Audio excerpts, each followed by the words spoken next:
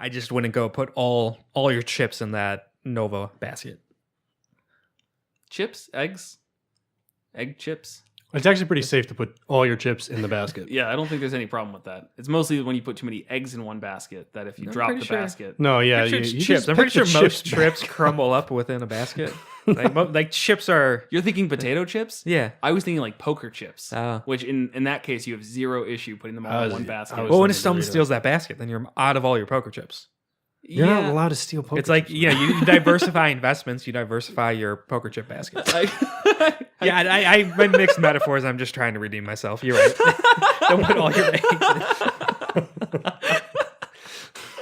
in. Don't put all your potato chips in one basket. Kevin Odie.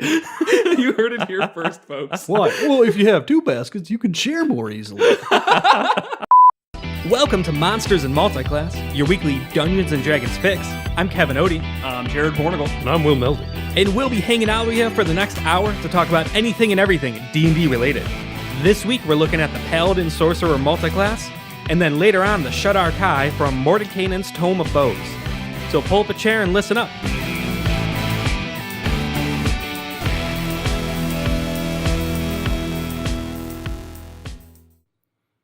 All right, so this week our multi-class is the Paladin Sorcerer. Paladins are lawfully devoted knights who are half-casters and spend most of their spellcasting on a little thing called smites. Sorcerers are full spellcasters, get their powers from either their bloodline or touching something magical and their heads exploding with magic, and casting a whole bunch of spells. Sorcerers. It's going to get more and more awkward as I go on. So, these two classes, let's talk about how they pair up. I'm going to start off with one thing, their class requirements for multi-classing. Sorcerers require a 13 in charisma. Paladins require a 13 in strength and charisma. So, that's at least easy enough. Don't have to worry about 3 in 1. First thoughts, we're going to push it over to you, Will. What do you got? This is actually the first time I think in a while we've got the very complementary but different classes. We've got two charismatic style casters. I think personality-wise, I can see them kind of getting along as well. The Paladins always seem a little bit, I don't know, I don't want to say dumb, but there is kind of almost a leaning towards dumb Paladins, and I can see Sorcerers being the dummies of the magic world because it's like, oh, I was just kind of born with this, and yeah, I can do fireballs, but I can't read Arcana, man. Right, where warlocks are like the shifty type of casters. Shifty, devoted, and then you got wizards who were nerds, you know. So these are both the bookworms. Yeah. These are the jocks of the D&D world. Let's go with that. These are the two jock Paladins classes. and Sorcerers. Charismatic and athletic for the Paladins. How about that? And just some natural talent. Yep. All right, Kevin, first thoughts? This is really just the quintessential multi-class. I feel like there's so much written about it. It's kind of the go-to example of a good multi-class, where you have two very different play styles of the martial kind of paladin type, getting up in melee, and then the full spellcaster that mesh together really well. I think this is a lot of people's favorites. It even has a already set name, the Sorcerer, or as we prefer, what was it? The Polurderer. There we go, the Polurderer. We're going to change it. No longer the Sorcerer, the Polurderer. I don't think I can repeat either of those. Not Sorcerer? Sorcerer's easy. Sorcerer and that's been around since 5e came out. Polurderer. Okay, yeah. Paladin, Sorcerer, Polurderer. But maybe this is a hot take, but I think it's kind of overhyped. I think there's so many people are so in love with it. I think there's some big caveats to it. A lot of things you need to be careful about. I think it's one of those where with the mythical level 20 on paper character, it's great. It's kind of an optimizer's wet dream. In real play, it's I don't know. I think there's some things to be cautious about, which we could dive into in a little bit. Yeah, so when we first rolled up this class, you had actually said that this is one that's pretty known about. But I've never heard of it because, I don't look into these things. That's nerdy. So because of that, I shielded myself from it. Fill me in. What is so great and enticing about this that it has its own name of Polurderer? there's a lot of versatility with it. So first, I mean, so you got the full caster of the sorcerer, half caster of the paladin, both charisma. Yeah. So that works really well.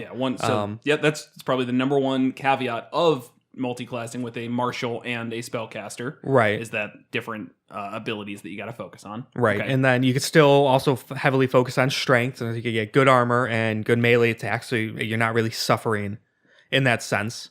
And then it allows you to easily do a lot of really cool combinations. Like you could quicken hold person. So you cast hold person as a bonus action. Then on your turn, rush in and get 2 attacks at them with advantage, guaranteed crit if it hits, and then 2 5th level smites. Ooh. It's insane damage. Or you could like quicken a fireball and then rush in and mop them up. So you could do a bunch of really cool stuff like that. And then just versatility and combination. Like you can have your strong paladin melee and your smites, but then you could also have firebolts and other good damaging cantrips. And you don't need to worry about not having the ability scores because it's all charisma anyways. You get extra spell slots to fuel your smites because that's always kind of lacking in the paladin area. And then you also still have a lot of good utility buffing spells like bless and cure wounds and a lot of good support spells as well. That's true. The spell list for Paladin and Sorcerer don't have much overlap. No. So that's a really good point, actually. That's worth clarifying. The meta magic that you mentioned, that doesn't appear to apply to just sorcerer spells. So Right. Any spell you cast. That, yeah, I can see why that'd be useful. Although the hold person ultra smite is just... oh, that's just bullshit, man. So that's one of the big go-to examples. It's like it's the ultimate Nova character. Nova meaning you kind of save everything up and do one huge attack. I wonder what the source of that is. Any chance you guys know? The source of Nova? Yeah, the term Nova. Well, It's from some MMO or RPG from a long time ago that Maybe we Final never Fantasy. played. Yeah, Not from just like a supernova that happens really quick and Might explodes like the could be. Yeah. astronomical I want to say term. it's from an early Final Fantasy. The spell, you know. Not Yeah, everything I has to think be so. video game nerd. No, I think it's Final It kind Fantasy. of is. I think it's Final Fantasy had a Nova spell that was just really Yeah, expensive. that sounds about right. Okay. Anyways, but I think that's where it starts kind of falling apart a bit. I'm not saying it's bad by any means, but you need to be careful with it. You need to realize that you're getting into a multi-class combination that really only works well at high levels. Like to do that hold person and then getting your 2 attacks immediately after doesn't come online until level 10 at the earliest, because you need level 5 paladin for your extra attack, level 5 sorcerer for your 3rd level spells of hold person. Yeah, that takes a while. Yeah, and at that point, you can only do that twice a day at best, because you have 5 sorcery points, and Quicken Spell or the Quicken Meta Magic costs 2 sorcery points, and you get them back on a long rest. There's no... I guess you could convert spell slots to more sorcery points, but it's usually not very efficient. Yeah, I think 5th level sorcerers have 9 spell slots, which is getting really specific. And paladins probably have about, I think, 5 at 5th level, 3 second, 2. No, sorry. But they would be 6. they would be a 7th level spellcaster. Yeah, Because you take half that's the fair. paladin of. Do you round down with that? I should have looked that up beforehand. You do. Yes. Okay, You yeah. round down with that. Yeah. Yeah, so they'd be 7th level spellcasters overall, but only knowing 3rd level spells of sorcerer and yeah. Right. But I mean, that does open you up to a different thing, which is just being able to smite all day, which is definitely something that's intriguing. At 5th level with sorcerer, if you avoid the these hold person things and whatnot, you get what is that? I think it'd be, I've got it written down here. 9 extra smites from their spell slots, just sorcerer spell slots, and then 5 more first levels with the meta magic. Because I think you can convert your spell points, your what is it? Sorcery points to spell slots. into you can. spell Yeah. slots. So I mean, that alone, being able to smite an additional 14 times in a day, regardless of the level, it's like that's enticing in its own right. It is, yeah. So regardless of holding person and getting that Nova out, you can almost make yourself you can pick up the bad part of Paladin, which is that they can do this 6 times a day and explode and get tons of damage, and instead just kind of make it less damage but draw it out a little bit. Say, I think I would rather do a twinned hold person is definitely more useful than a 3rd level smite.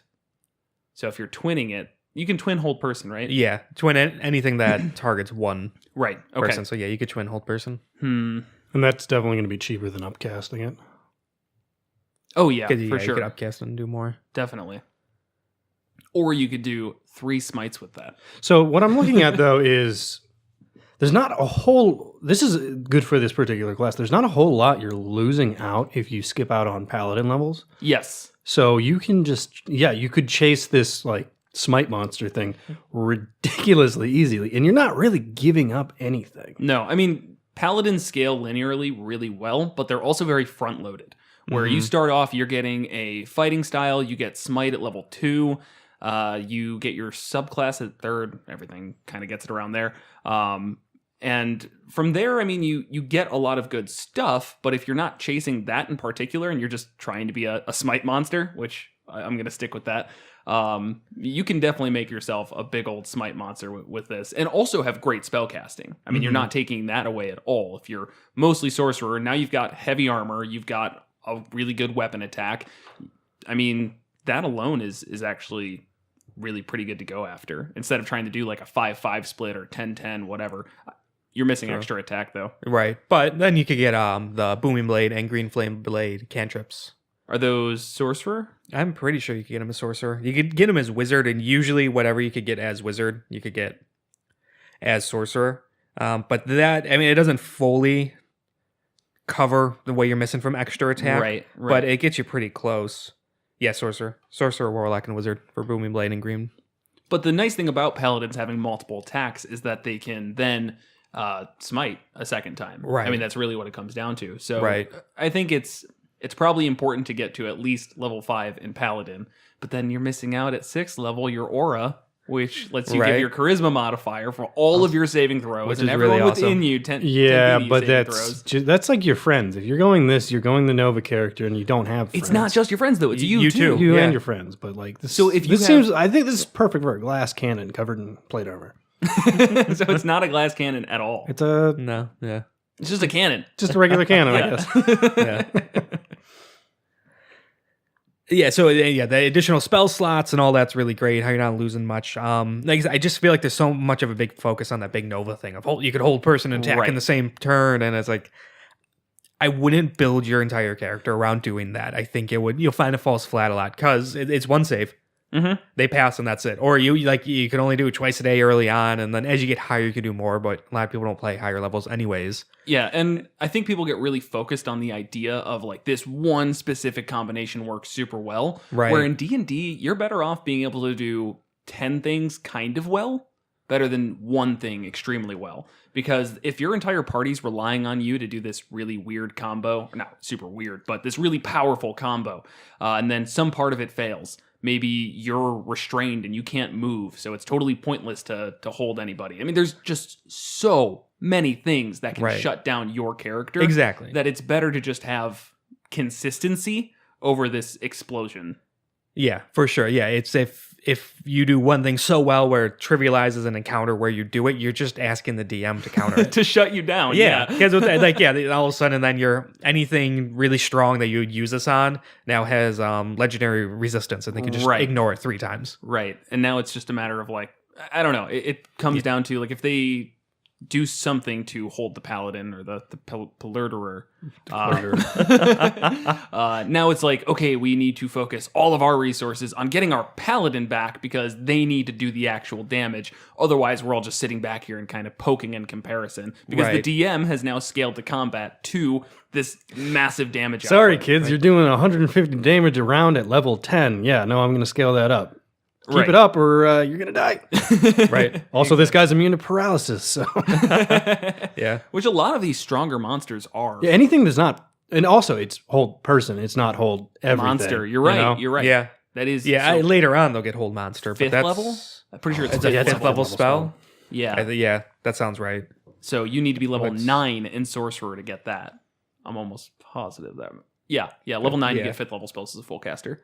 So, I mean, that's a while. If we're talking about 5th level Paladin, 9th level Sorcerer, now it's level 14, you finally got your hold monster. And yes, once again, you're doing really well, you're super cool, but now your DM's like, yeah, okay, this thing's Yeah, they have counterspell. They have a buddy with counterspell. Or it just has Everyone has like a fairy that floats around them with counterspell, just designed for hold person and hold monster. once a day you can counterspell hold monster and hold person. Perfect. Ruined your character. So all right, I think mechanically there's definitely something here, and we might want to talk more about the actual subclasses at some point. But let's talk about role playing. What is there here? So you already mentioned earlier, this is the jock type, the one who just walks into a room and they're like, I don't know, what? Give me a scenario. What are they going to do? It's something cool. I don't know. Shove a wizard into a locker.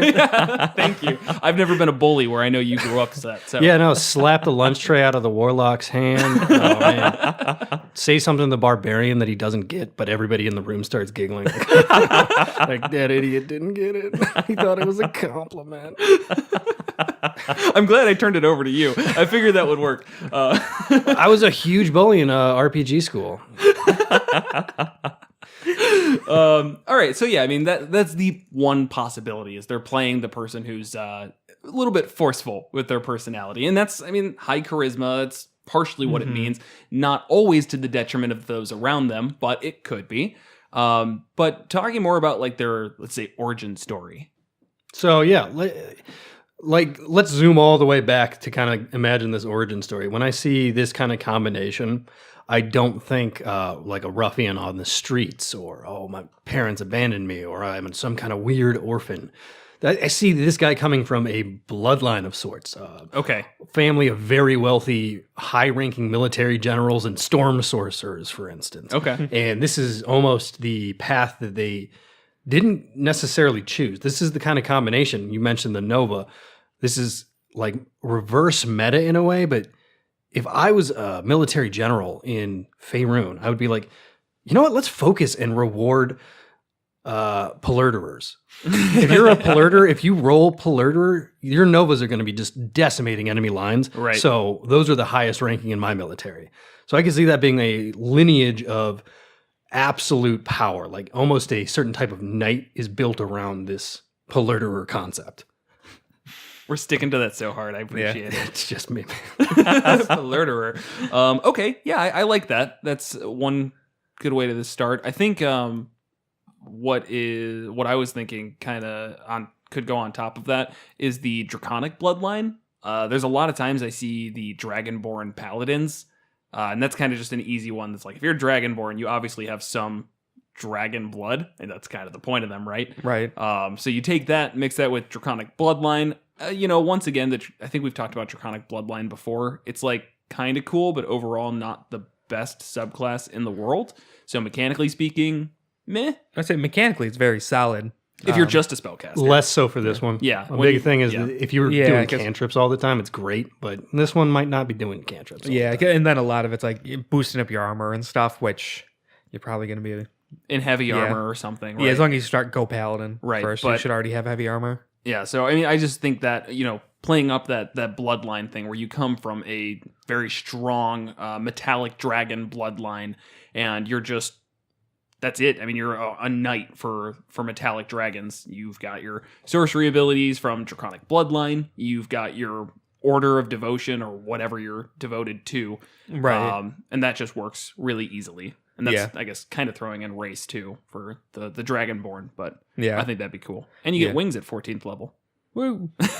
Never gonna happen. But Yeah. It's role playing wise, this one's pretty easy to justify. We've talked about it before of Sorcerer. A lot of times you don't really choose to be a sorcerer. You're born into it. There's some sort of event that triggers it. Mm-hmm. And I guess you could choose to embrace it and train that skill. But just having the innate ability is more thrust upon you. Right. Or there's the wild magic surge. and that's the thing. I will immediately kind of swat that down. I don't really like that concept of a paladin like, oh, I touched a magic box and now I'm a sorcerer.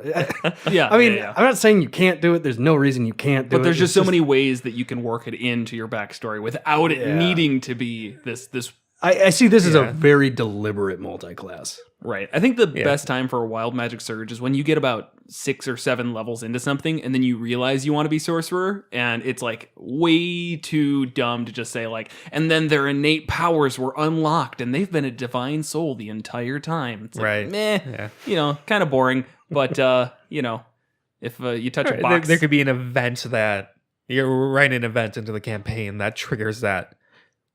Right. In them. Right. It's been, or there was their family was terrified about something, coming out.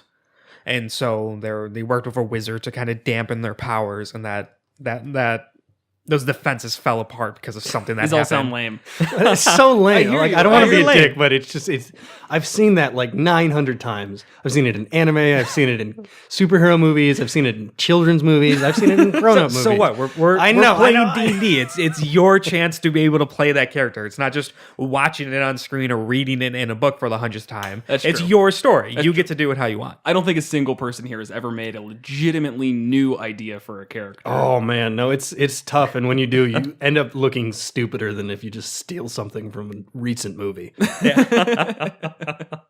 In terms of writing wild magic into a backstory, you were talking about like that lineage, and these are knights of ultimate power. You could have a family that's trying to almost create one. They worked with some sort of like another sorcerer or a wizard when they find out they were having a kid, and try and like imbue them with this magical power so they could be the ultimate polluterer. Just gonna giggle every time I say that. I love it, polluterer. But it goes wrong. It's you're dealing with messy stuff and altering the life force of an unborn child and all that. And so they have these powers, but it's really unstable. And so they're the wild magic sorcerer, but they're determined to kind of work with that. So they still also train to be a paladin and take an oath and all that. I think that's actually a really good way to I don't know. This is a word I'm making up, like goofify your paladin. It's like most paladins do have that innate, I'm very serious about what I do. I take things seriously. Yeah. But if you had wild magic surge, it's like now you got like a really weird, quirky paladin potentially. Yeah, exactly. You kind of got the dichotomy there. I have a brain chaos injury versus because lawful. my parents dipped me in radioactive magic when I was a baby. Right. So now I'm a weirdo, but I'm also a paladin. My only issue with that is that smite would not trigger wild magic surge ever. No, it wouldn't. That'd be fun to somehow make happen in your campaign. I would almost say if you use Tides of Chaos, seeing as the DM kind of uses it up to their discretion about when it comes out, you'd be like, you smite, and sure, it's not casting a spell, but it's close enough. I'll make you roll on the table real quick. Yeah, from a mechanic standpoint, the DM really does kind of have a lot of leeway with that. The wild magic surge. Which is once again the issue. I don't like that. I know every time we've had one of those kind of worked out mechanically when you roll and why, and took it out of the DM's hands. Yeah. But like I've noticed that recently. I've got a wild magic sorcerer at my table, and they have not rolled on the table once all campaign. Yeah, it's literally, yeah. I mean, it's 100% their fault. They don't use Tides of Chaos, but without Tides of Chaos, it just doesn't come up. I mean, it never does. You know exactly who I'm talking about. So say the first letter of their name. J. Okay. Yeah. Damn it, Hefe. It's okay. He doesn't listen to this. But yeah, I mean, it's just such a weird class that I feel like the most fun part of it, there's not much reason for it to come up. I don't know. We've had this argument before. Somebody who's our like person who remembers old episodes. Do we have a person in like the green room to do that? The green room. Kevin. You mean the area in your basement where the litter box is? We don't what have about a in Jamie the dog yet. cage over there? Yeah. Maybe Winston knows. Oh man. Cat. Yes. Yeah. Probably another sorcerer one. I don't think we've done too many sorcerer at this point. Actually, we've talked about it. It's mechanically, it doesn't have to do anything, and because it's so at the discretion of the DM, you just like lose like a part of your flavor if you're not careful. And I think in this situation, because it's sorcerer spells, that's the nice thing about a lot of these.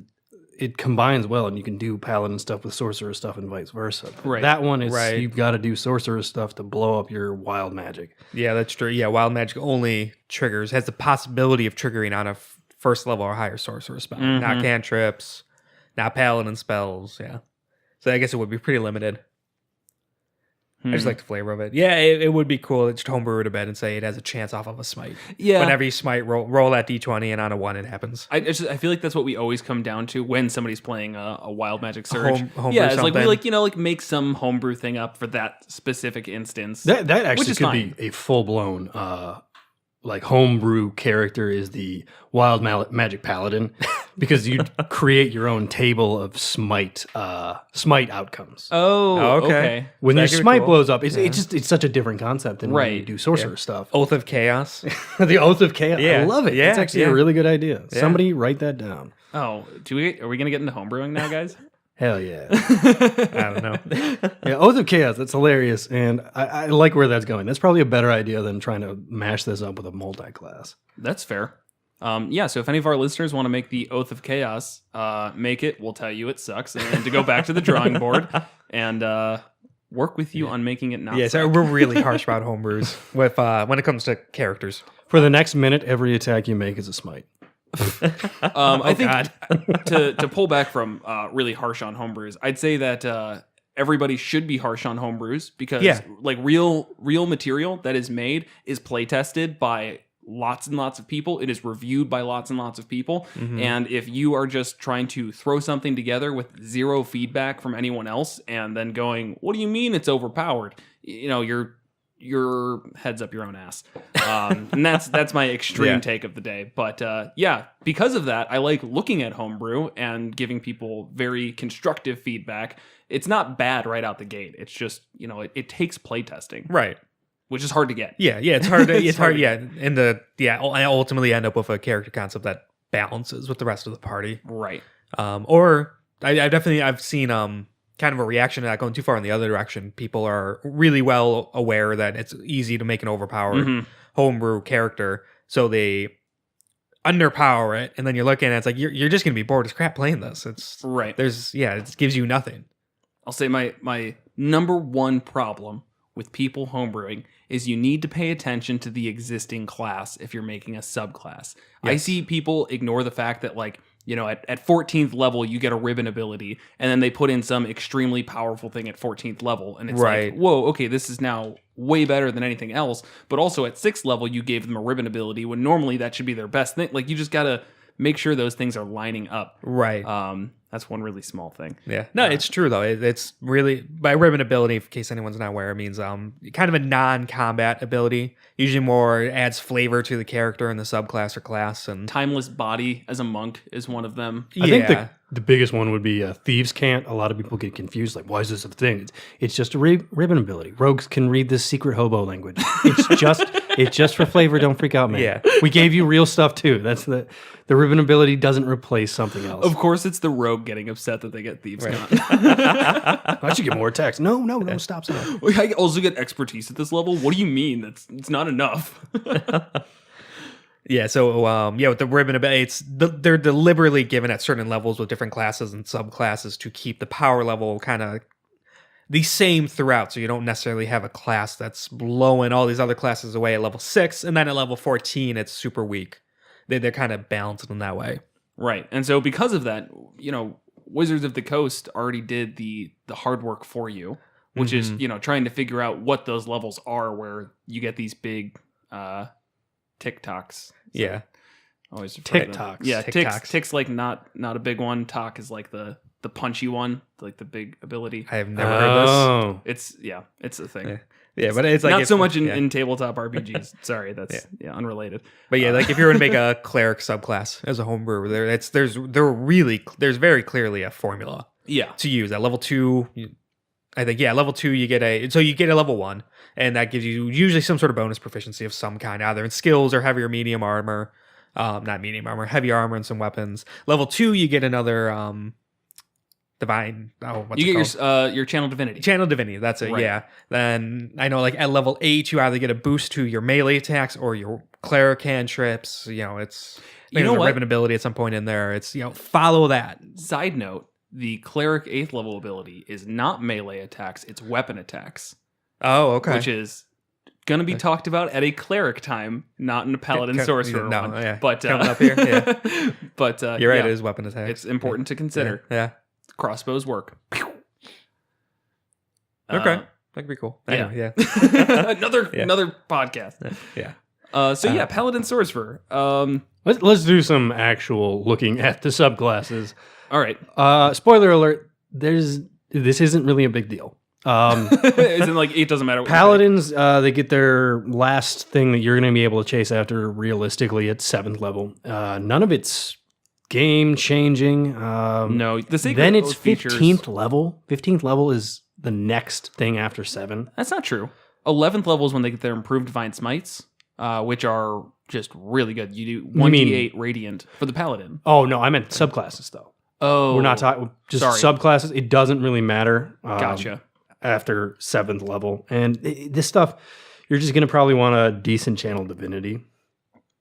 Flavor wise, I don't really see any of them not working that well. No. It Yeah, just like, depends on what type of sorcerer you want to go with, yeah. too. Like Oath of Vengeance is probably a good one. They have the Vow of Enmity, where they can their channel divinities give themselves advantage for a minute on a target. That's always Cool. real solid. Yeah. So Oath of Devotions is simple. I haven't used it too much as my Paladin. Sacred weapon. Where you turn the weapon magical. Bleh, I already have a magic weapon. You also get to add your charisma modifier to your attack roll. It's not bad by any means. It's just not worth an entire action to start that off.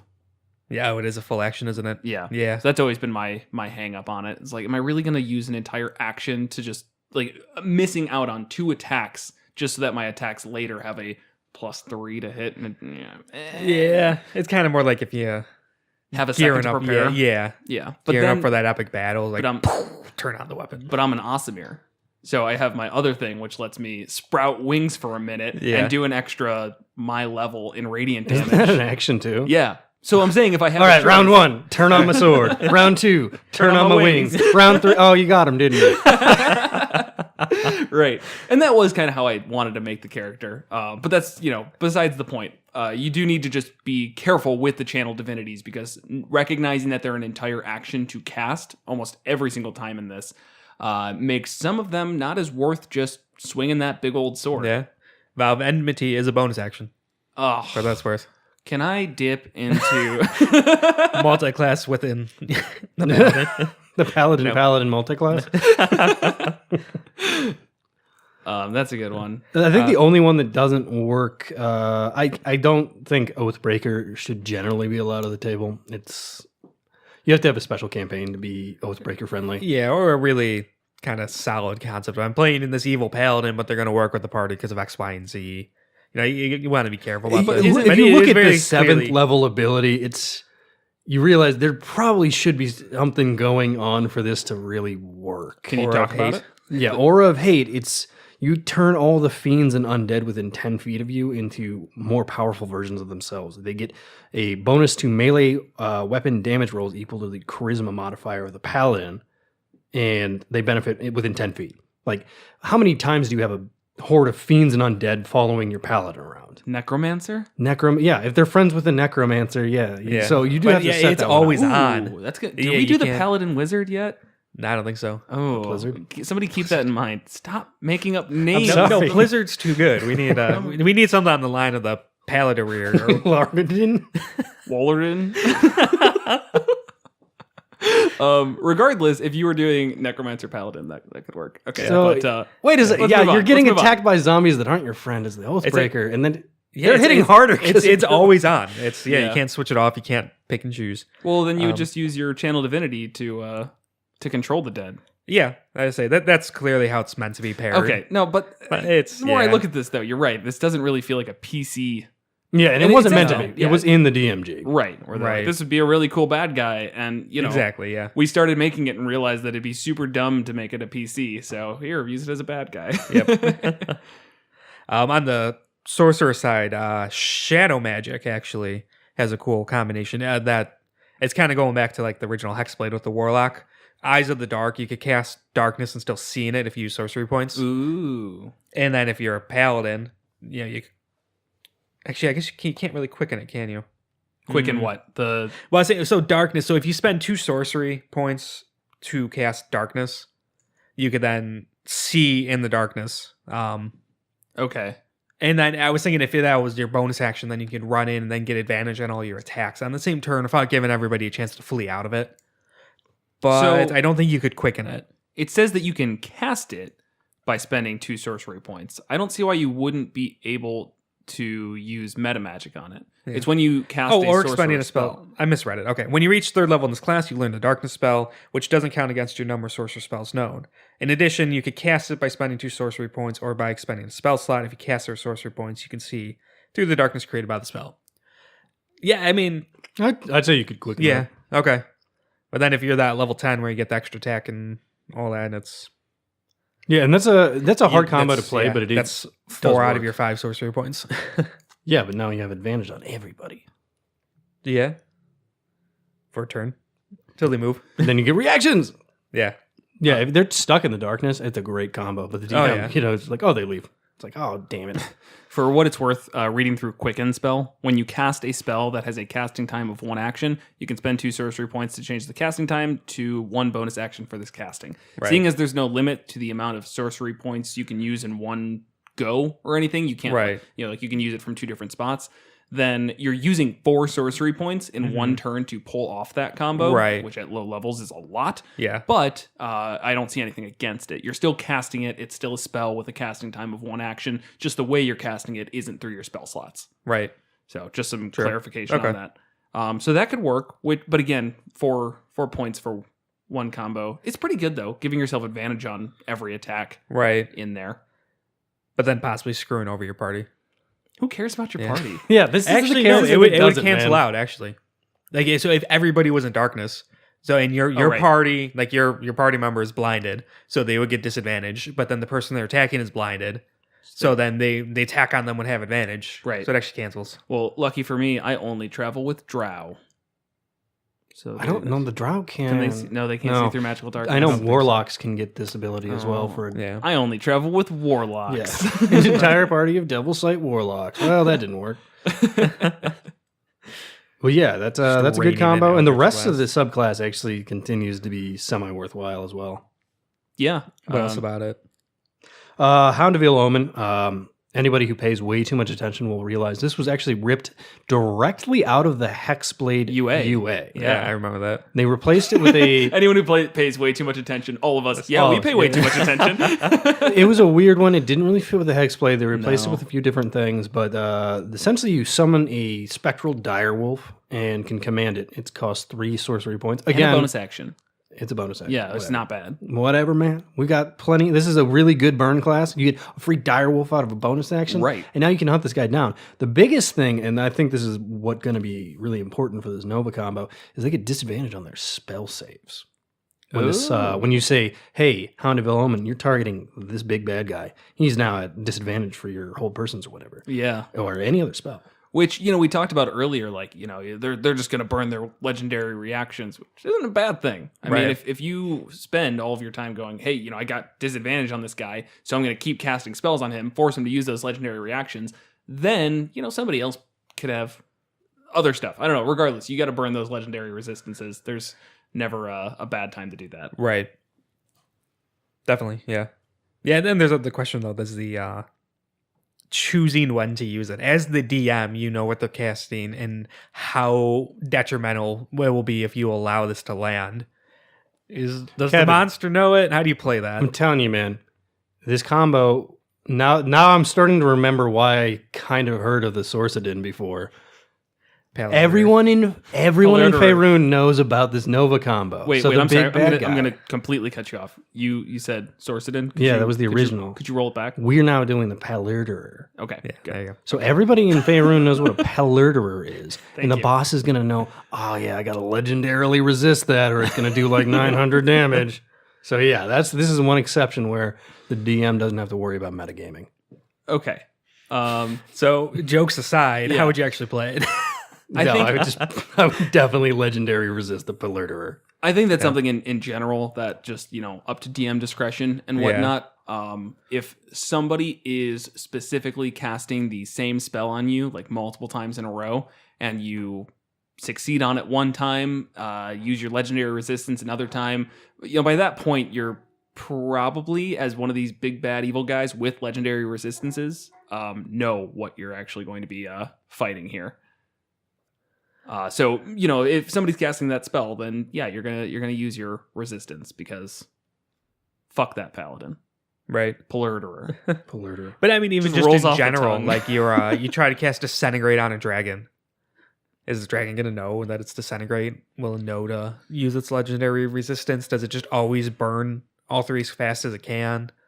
Like, how much do you metagame it? I guess it depends on the monster. Yeah, I feel like a dragon would know. Yeah. It matters. Also, the thing is, you got to have fun. I mean, if you let your players burn every legendary resistance of the big bad evil guy with cantrips, Right? that's you kind of ruined a big feature of bosses that was designed not to prevent me from Toll of the Deading it every round.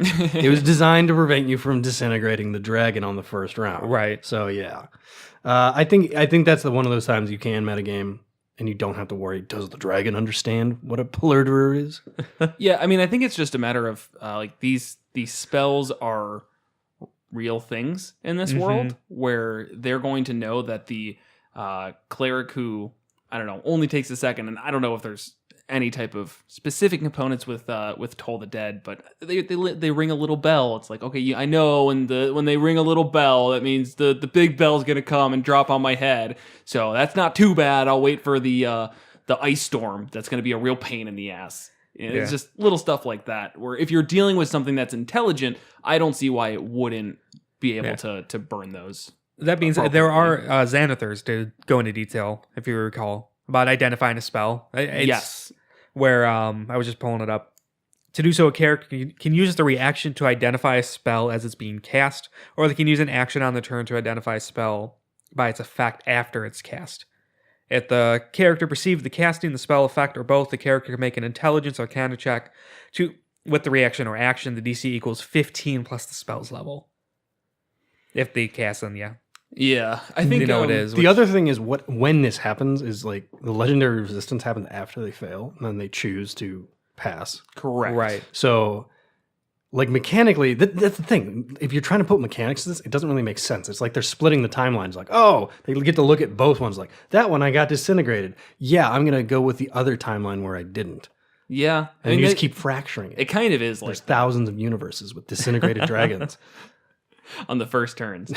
So yeah. No, I mean that is kind of the point of legendary resistance. I don't think there is a flavor wise to describe it beyond it looks like they get them, and then it's like, no, they actually saved, and that's basically it. Right. I don't know, but Yeah, it's just kind of one of those tricky spots, I feel like. yeah, I think it doesn't... isn't- it's hard to justify flavor-wise.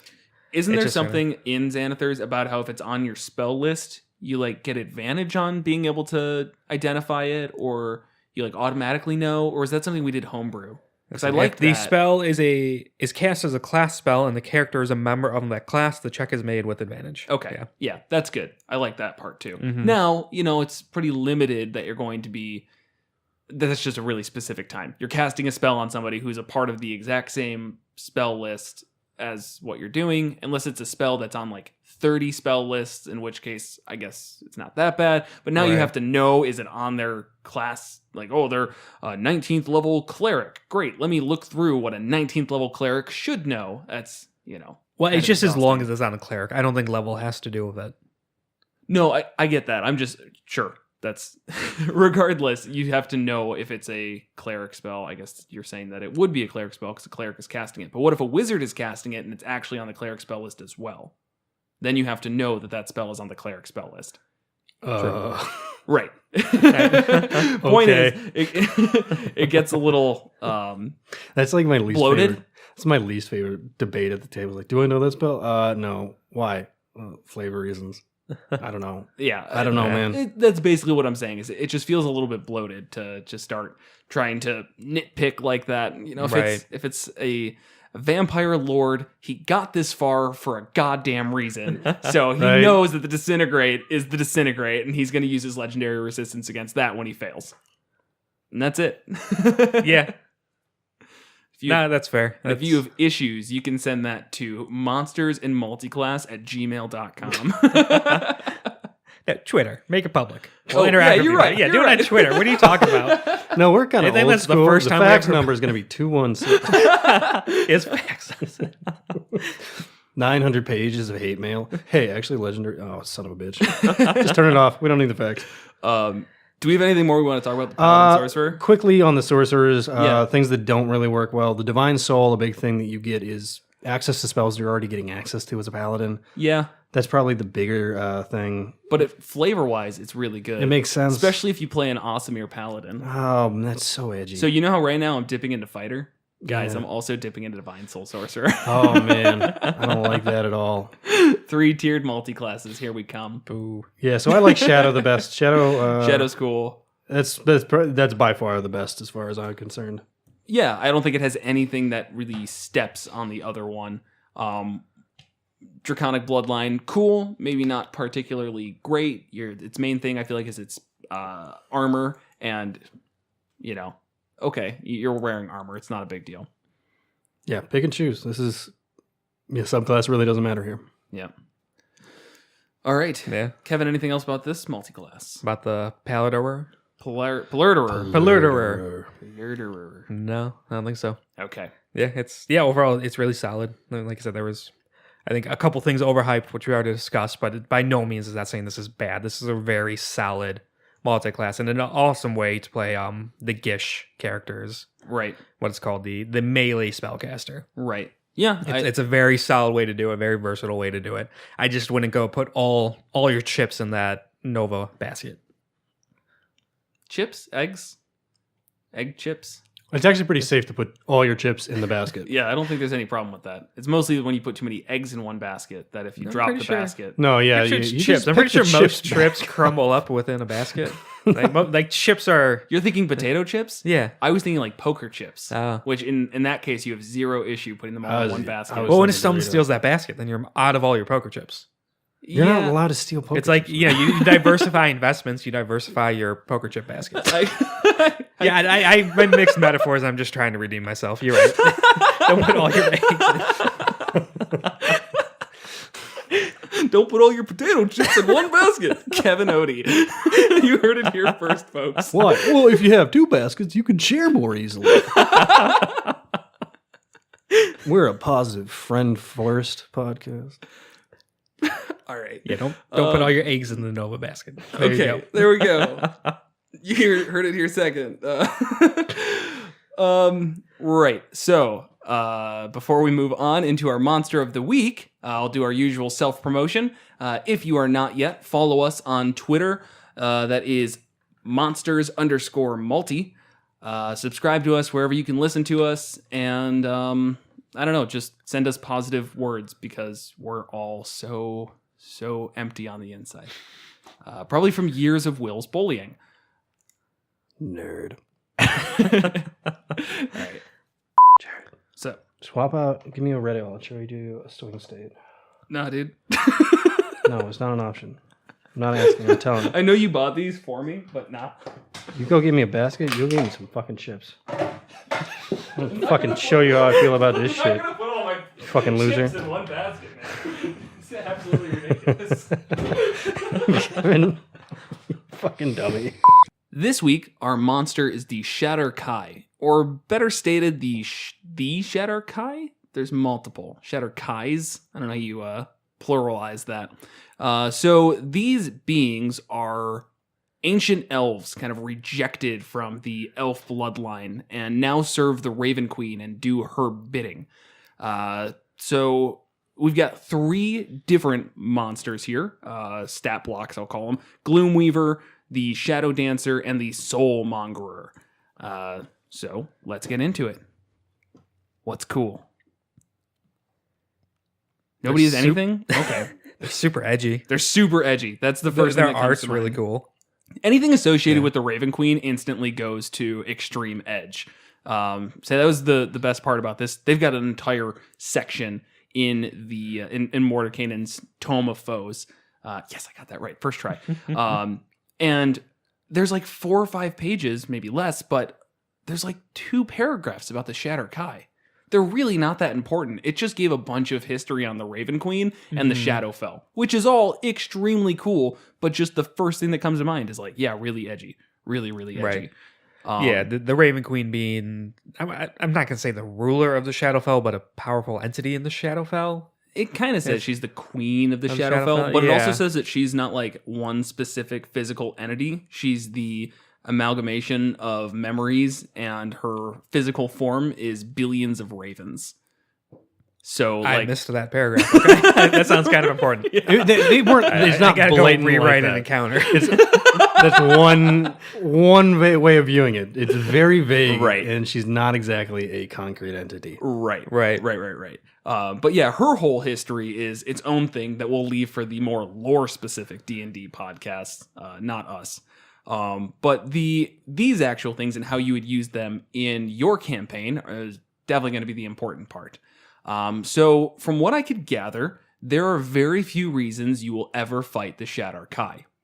I think the only thing that actually came to mind is that, again, they're agents of the Raven Queen. So if your campaign is focused around the Raven Queen, you're probably going to be seeing them a lot. But there's one way that I saw that you could really just throw them in at any time.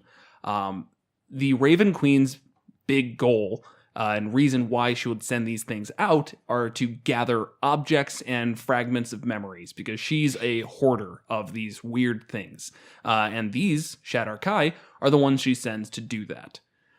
So I think really at any point, if your PCs are going for something, some MacGuffin of sorts that's just moving the plot along, you can say, the Raven Queen also wants that. So now here's a bunch of Shadar-Kai. But this isn't going to be something where you have the stereotypical setup of, I walk into a village. Oh no, the Shadar-Kai are overrunning this village and we need to take care of it. That's not going to be a thing. No, they work kind of behind the scenes, operate in the shadows. They're very precise. They're not just like marauders that are going to raid villages and attack caravans or be a rampaging monster out in the wilderness. Right. Yeah, there needs to be very story-specific reasons. Another way you could kind of build an entire campaign around it. Not so much where what you want happens to intersect with the Raven Queen, but you and the Raven Queen want very different things. Yeah. She's going after trying to enact something that's going to be very bad for you in the material plane or whatever, and you're setting out to stop it. You're going to be fighting a lot of Shadar-Kai. Yeah, definitely. So to talk about their actual stat blocks a little bit here, we've got the Gloomweaver is the very first one. Challenge rating 9. Spellcasters, they are a bit of gishes, as you mentioned earlier, where they're melee and spellcasting. Like an edgy Paladin. Alerter. Spend an entire episode, Kevin. Get it right. Paladin. But they've got some pretty cool stuff. The first thing being just a passive ability called Burden of Time. Beasts and humanoids other than Shadar-Kai have disadvantage on saving throws while within 10 feet of the Gloomweaver. So I really like abilities like that because they're not very in your face as a PC. When you get within 10 feet of this thing, you're more wondering, why do I have disadvantage on my saving throws? And it's going to take actually a bit of playing around to recognize the fact that it's because you're close to it. So as a DM, that's definitely something to play up if you want it to be a little bit more obvious, where when your PC, your melee PC, whoever is within 10 feet, you kind of give a description about when they make their saving throw that they feel this wave of sorrow come over them, and because of that they have disadvantage, or they shake it off at the last second to dodge out of the way of whatever they needed to dodge out of. Otherwise, that's probably going to be pretty confusing if you don't actually give a bit of context there. Right. Anything exciting spell-wise? If you look at this, powerful. all of these are based off of player classes. Okay. Loosely. This has obviously got some warlock flavor to it. Yeah, I see that. So you've got Eldritch Blast, which is the king of cantrips.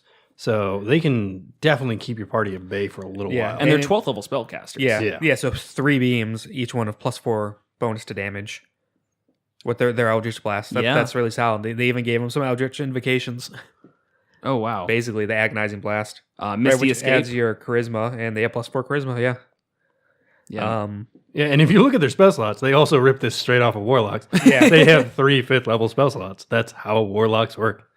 Yeah, they're basically Warlocks. Yeah, Armor of Agathis, which is really cool. That's always a fun one, where if you get hit, you damage someone back.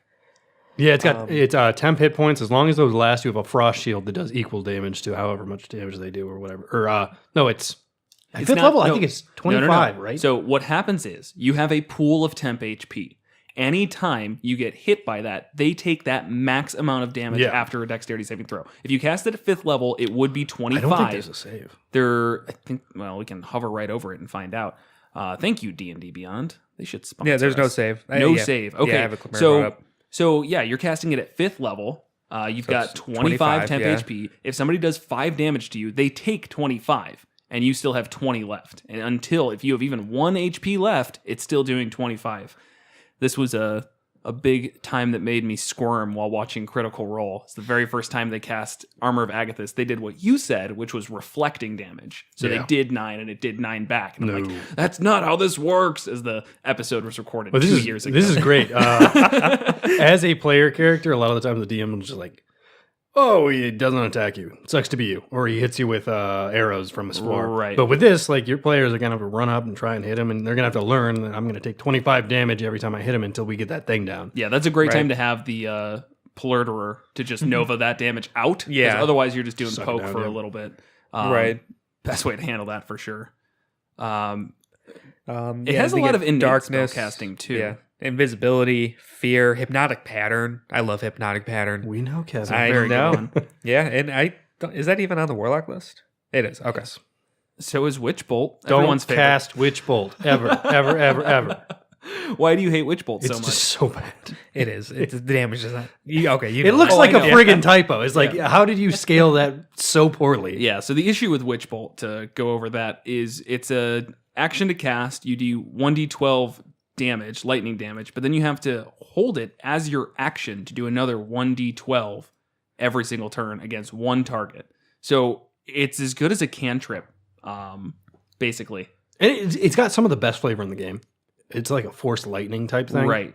It's That really just cool. doesn't friggin' work. Nope. Right. And it uses a D12. And when you use a D12 badly, that's like slapping me in the face. And even worse, it scales absolutely horridly because you cast it only does it for the initial damage. So if you cast it 5th level, you're doing 5d12. Pretty cool, I guess. 5th level 5d12 isn't amazing. And then next turn, it's only 1d12. And if you try and use a different spell or a different action, it just ends. Right. So, yeah. Why? Yeah, it's That's a the waste. fine traps of friggin' damage spells, man. Yeah. So bad. Don't fall for it. But if we look at his multi-attack, we see this is where it kind of diverges from warlocks, and it's really cool. 2 spear attacks and 1 spell that takes an action to cast. Ooh. Yeah, which is really awesome. Obviously not a thing a player can get, No. but the spear is also worth noting in its shadow damage. In addition to its 1d8 with 2 hands plus 4, not that good. It does 4d12 necrotic damage, which is really good. This guy's got a lot of damage Yeah. front loaded. Yeah, so it does that twice and then cast a spell. That's a lot of damage. It is. Yeah, so that's like, from Eldritch Blast it when hit it with 3 beams plus 4 to each. And then rush in and twice with the spear. It's pretty good. Oh, so you can Eldritch Blast too. Because that's considered a spell. Yeah, it's an action. Wow.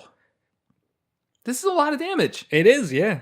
Well, I mean, Rating we're talking 9 about a challenge rating 9 guy with 104 hit points. and yeah, 14 AC, yeah. Well, mage So- armor, yeah, you're right, he has mage at armor. will, which is kind of crazy. But Yeah. Right.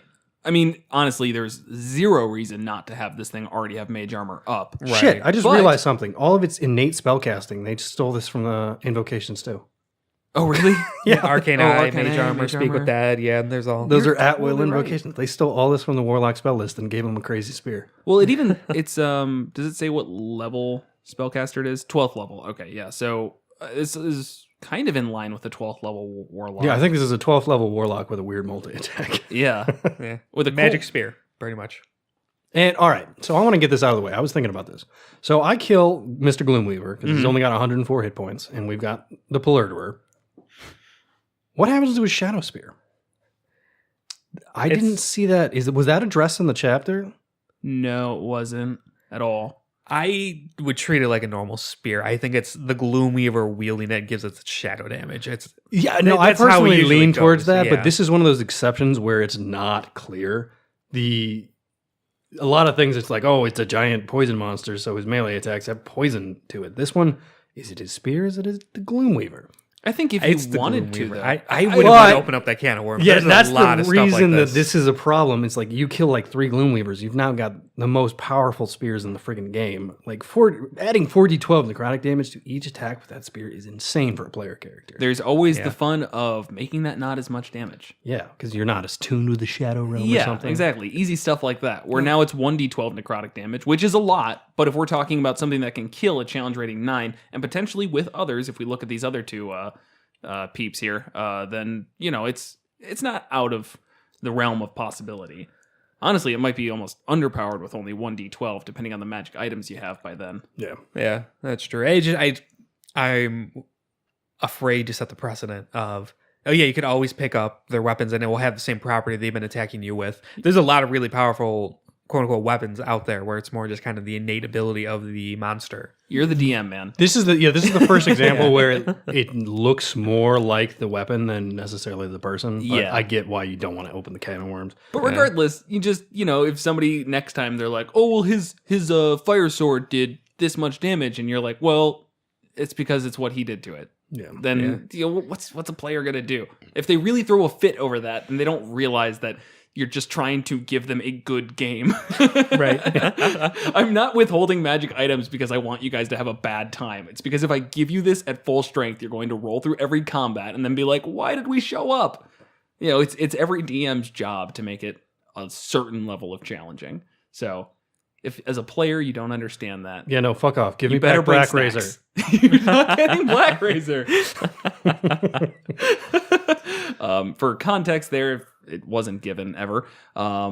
In my homebrew campaign, I gave Will's character Black Razor, but extremely toned down. That was actually Storm King's Thunder, wasn't homebrew. Regardless, Will's character got Black Razor for story reasons, but if you know of Black Razor, it is the most powerful weapon in the game, and if you kill anything with it, you get their max HP as temp HP. So if you kill something with 200 HP, you now have 200 temp HP For the day. for the day. And as long as it lasts, you have advantage on everything. I'm not exaggerating. No, it was everything. As long as Yeah. you've got your 200 hit points that you stole from that frost giant, you have advantage on everything. It's a broken weapon to give someone who's like Yeah. level So 12. I nerfed it extremely, where it was Sure. basically just staying in line with whatever warlock thing you had. The Hexblade, you might have been playing the UA back then. Yeah, it was. Yeah. Where you got temp HP for things that you killed that were cursed or whatever. Yeah. I said, okay, you get it for everything that you kill, but it's just off the damage you did, which is plenty more reasonable. And it was still like a +3. Yeah, it was a +3 weapon And as I well. ruined that campaign with magic weapons. So when you kill a Shadar-Kai, you're probably best off saying, oh, they poof into shadows and smoke and stuff, and it's all gone. No, you don't get that spear. Just for safety's sake. Just for safety's sake. Okay, so then what makes the Gloom Weaver particularly different than the Shadow Dancer? Everything, because Yeah, the they don't have Gloom spells. Weaver, Gloom Weaver has just one reaction Misty Step as a shorter long rest, so that's really not too frequent. And they turn wait a invisible. second. They turn It's a little invisible It's a too? little Misty Escape. Oh, that's really cool. Yeah, so it's pretty cool. They turn invisible and teleport up to 60 feet. That's a warlock thing, by the way. Of course it is. But Shadow Dancer specifically has a passive ability called Shadow Jump. As a bonus action, the Shadow Dancer can teleport up to 30 feet to an unoccupied space it can see. Both the space it teleports from and the space it teleports to must be in dim light or darkness. Shadow Dancer can use this ability between the weapon attacks of another action it takes. That sounds a lot like the Shadow Monk's ability. It does, where yeah. it can teleport between the two. So maybe we'll find that this one's just a monk. Yeah, it is. Yeah, attacks with chains. I mean, sounds monk weapony. Yeah, 3 spiked chain attacks. Okay, so this one's challenge rating 7, a little bit less. It's got a bit less HP, lower armor class, since the other one's always going to be using mage armor. Its spiked chain is kind of cool.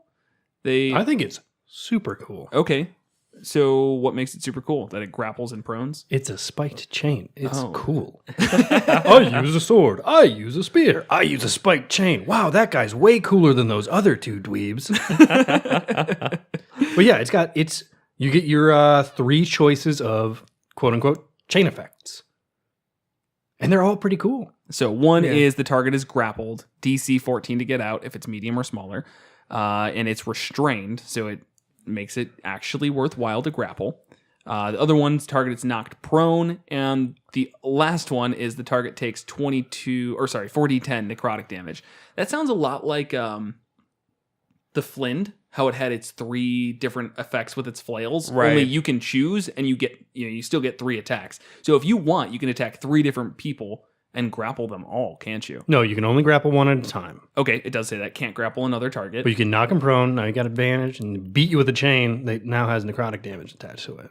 Ugh. Okay, all right. Yeah. So first attack, knock him prone. Is that even a save? Yes. Oh, yeah, okay. You have to make a So- save to avoid all of these effects. It's a pretty low save, though. DC 14 dex. Yeah. Really not that hard to beat. But they are going to be making it 3 times around. Right. But you could just knock everyone prone in like one go there. And then just wait. Yeah, and then just Now, wait if for they them. had friends, that would work. But yeah, alone, the Shadow Dancer will need like a Gloom Weaver there to stab them when they're on the ground. There's no particular reason that these things cannot fight in groups, though, which does Right. give you the ability to put this against some higher level parties. No, I think that's the design of this entire thing. Fighting these individually. These are an interesting... there's not a whole lot of mediums that are this high level. There's kind of a limited selection of people-shaped things that are this good. Right.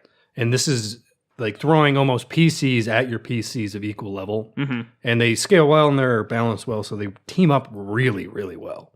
This is a great support class, knocking people prone. Even on their own, they can do the damage, but when you're prone and somebody else is stabbing you, that sucks. I would agree. That would really suck. I hate when I'm on the ground and people start stabbing me. It's like Crap. really, really hard to defend myself. In addition to being on the ground, I'm being stabbed. How can my day get worse? All right. Shit, I forgot to pay the electric bill. So last one is the Soulmongerer. So Soulmongerers are challenge rating 11. There's so only these are one by the way, Soulmonger. Soulmonger, thank you. These are the hardest hitting ones. AC of 15, HP of 123. Their big thing is they've got some cool action abilities. Phantasmal Dagger is just its weapon. But that's 44. Let's take a step back here. It has multi-attack. Everything at this level has multi-attack. But Phantasmal Dagger, plus 7 to hit, 4d4 plus 3 piercing damage, plus 3d12 necrotic damage, and the target has disadvantage on saving throws until the start of the Soulmonger's next turn. Which, in pairing with the Gloom Weaver, is pretty scary, because that thing can cast some spells that'll mess your day up. Mm-hmm. Wave of Weariness, it has a recharge ability, and it's 4 to 6, so that's getting that 50% of the time. The Soulmonger emits a weariness in a cube of 60 feet. Each creature in that area must make a DC 16 con saving throw. On a fail, the creature takes 10d8 psychic damage and suffers 1 level of exhaustion. On a successful save, it takes the 5d8 psychic damage and no exhaustion. Exhaustion is scary, too. It is. If you're not extremely familiar with exhaustion, one, it has levels to it. So first level exhaustion is disadvantage on all ability checks. Next is on all attacks. Speed halved. Speed halved. I Okay. just pulled it up. Thank you. Yeah. Go through it then. I don't have that. Level 3 is disadvantage on attack rolls and saving throws. 4 is hit point maximum is halved. 5 is speed is reduced to 0. And 6 you just die. Yeah.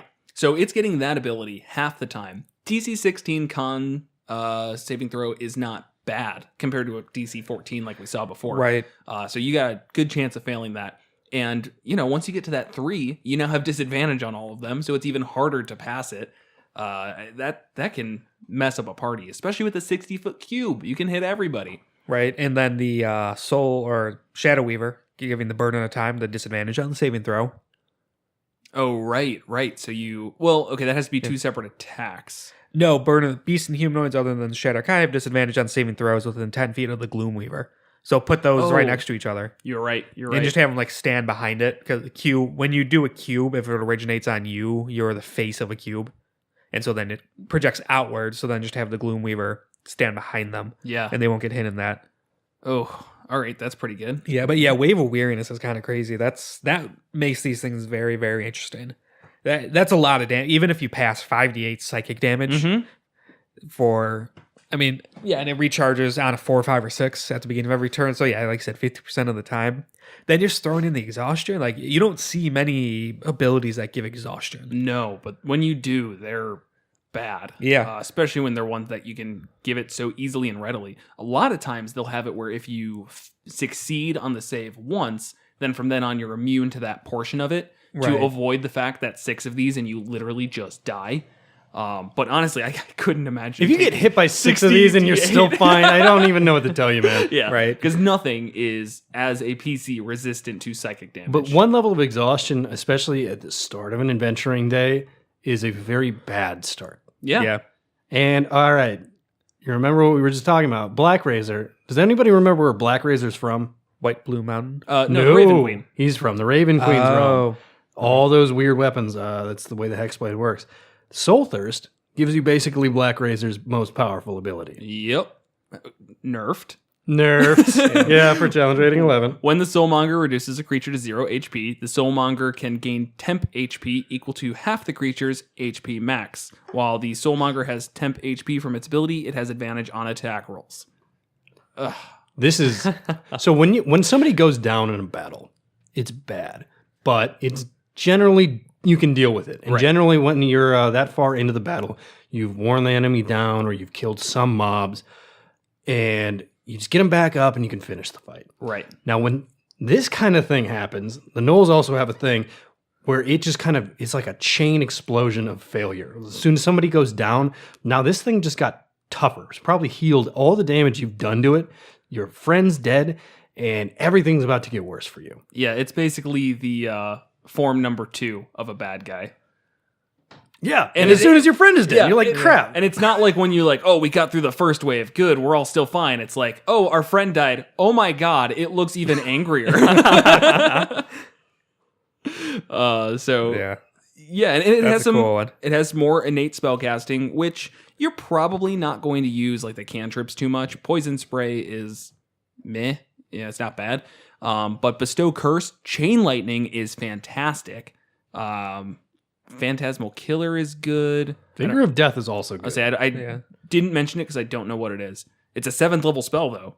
78 plus 30 necrotic damage. Oh my Yeah, god. con save. They're half as much on a success. And if you kill something with it, it turns it into a zombie. So you're just instant dead.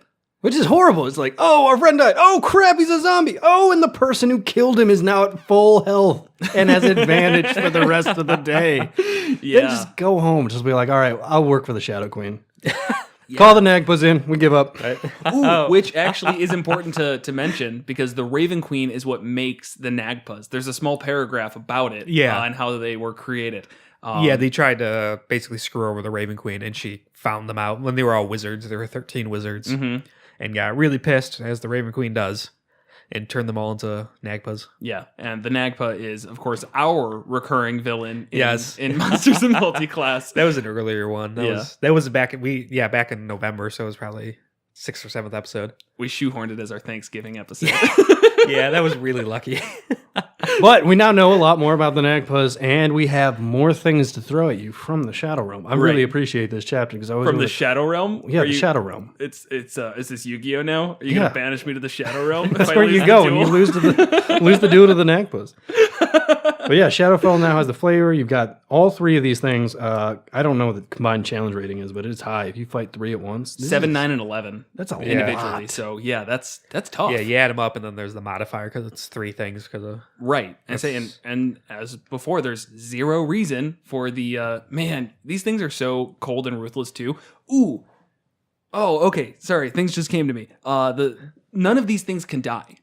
If they die, they actually just get sent back to the Shadowfell to then be reborn as Shadar-Kai to continue their service to the Raven Queen. They are trapped forever. So death isn't really that big of a deal to them. Right. If you get one of them, like you're fighting a Soulmonger and a what's this other one? A Shadow Dancer. Shadow Dancer gets really low in health. The Soulmonger just comes over and absolutely kills this thing to drop it down to 0 to power itself up.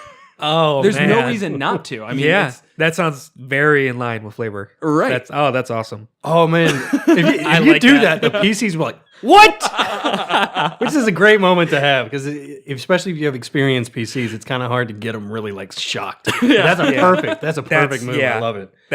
That's awesome. That made this entire conversation worth it. Perfect.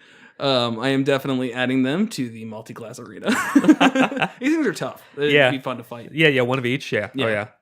At that level, depending on experienced. If it was us, I'd say throw all 3 at level 11, maybe. But I was gonna say 5. all right, we're not that good. Frustratingly, Because you also have sometimes, to remember that if you're DMing, you're also you're kind of on the same level as us. I know. You could fight back as well. know. So yeah, I would say 11. I'm just messing with you. I'm not gonna throw something at you that can do 8d or was it 10d8? Sorry, psychic damage on a fail save. It's literally dead at 5th level. Probably 11th too, but Yeah, actually, even 11 might be tough. Yeah. They pack a punch, and they all 3 of them together work really well. yeah. So I think actually it might be over 11 for fighting all 3 of them at once. We're talking probably 15, 16 around that area, if I had to guess. Should we Cobalt Fight Club it real quick? Later, it's not important Yeah. right now. I think that's enough for this episode. Yeah. We've been talking for a while. Yeah. So yeah, you've got your Shadowfell big bad or not big bad, medium bad guys, perfect medium level bad guys. Yeah. And then you fight the Raven Queen after, who's got Black Razor. It's a billion ravens with black razors. Every Raven has its own Black I Razor. thought there was one of them. No, like there's a billion of them. Oh, the Shadowfell, man, they're just like... This is trash loot. Yeah. We throw these away. This was presented by somebody, or I'm sorry, it was presented by me, I guess, but this was requested by somebody, wasn't it? Yeah, we're sorry about that, bud. We I think it was a Reddit buddy. sir or madam. Yeah. Ishihara's bitch. Yes. Yeah. Thank you, Ishihara's bitch. Thank you, Ishihara's bitch. So yeah, we try and do that at the beginning, but yeah, It doesn't. Yeah. Honestly, I think we forgot one of them before. Actually, I'm almost positive we did because I feel bad. Stephen R. Knoll. I told him on Twitter that we did it. It's cool. All right. We're buds. Yeah, yeah. We're all buds All now, right. right? All right.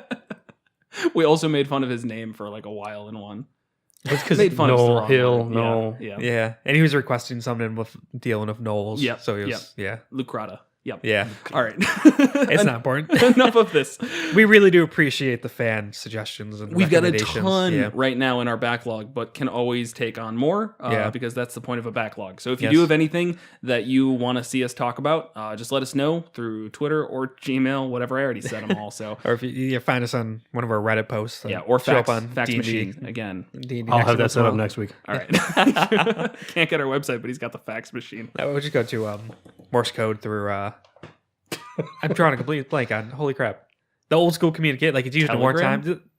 Yeah, that's it. Yeah. Yeah, The thing that we Okay. now use in modern times. the chat Boop, boop, named boop, Telegram, boop. but yeah, like no, not a telegram. Telegraph. Yeah, there we close go. enough. Telegram's the Yes. telegram for you, Mr. Yeah. Odie. Yeah. Yeah, I'd accept that too. Someone wants to send me a telegram of what monster we should do. Ooh, Make sure it's an old timey person who sings it and does the whole stop thing. Or a candygram. Send us a Sure. candygram of what you want us to do. Okay, I'm done. Yeah, I'm done. this is getting just stupid. Too far. All right, thanks for listening. Thank you. See you next time. Once next week. Next week on Monsters and Multiclass. Join us next week as we dive into the Druid Wizard, and then our monster of the week will be the Phoenix from Mordekainen's Tome of Foes.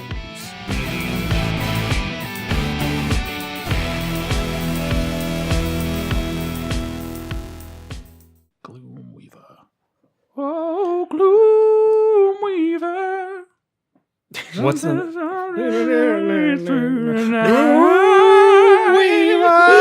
I actually don't know the song. I think it's 80s. Yeah, I was using a lot of shit, man. It's Dreamweaver. Oh, right. Okay. that is seriously what tripped me up.